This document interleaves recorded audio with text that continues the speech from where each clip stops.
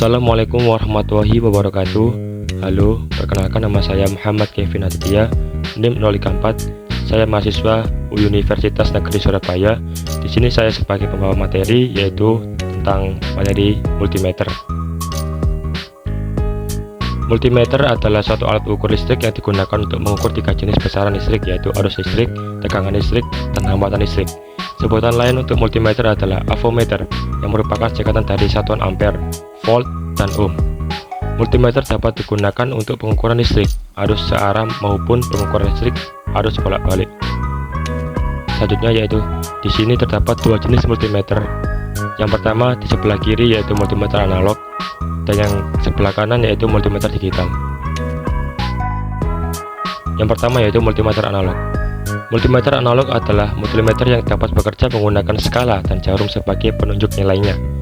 Setiap kali melakukan pengukuran, maka jarum penunjuk atau jarum pointer akan bergerak dan berhenti pada posisi nilai skalanya.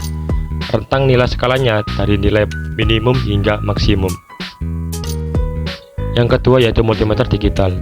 Multimeter digital adalah alat ukur yang dapat mengukur besar seperti tegangan, arus, dan hambatan.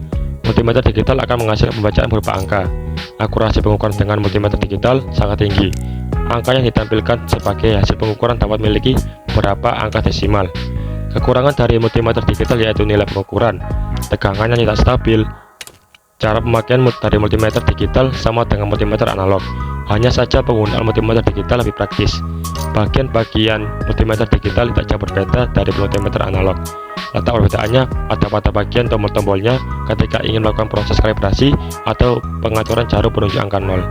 Selanjutnya yaitu cara kerja dari multimeter analog maupun multimeter digital. Selanjutnya yaitu cara kerja multimeter analog.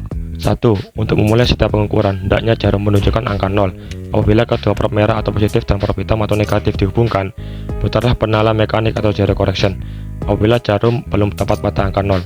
2. Putarlah saklar pemilih ke arah besaran yang akan diukur, misalnya ke arah DC mA apabila akan mengukur arus DC, ke arah AC volt untuk mengukur tegangan AC, dan ke arah DC volt untuk mengukur tegangan DC. Yang ketiga yaitu untuk mengukur tahanan resistor. Saklar pemilih diarahkan ke skala ohm dan nolkan dahulu dengan menggabungkan prop positif dan negatif. Apabila belum menunjukkan angka 0, cocokkan dengan memutar adjust ohm.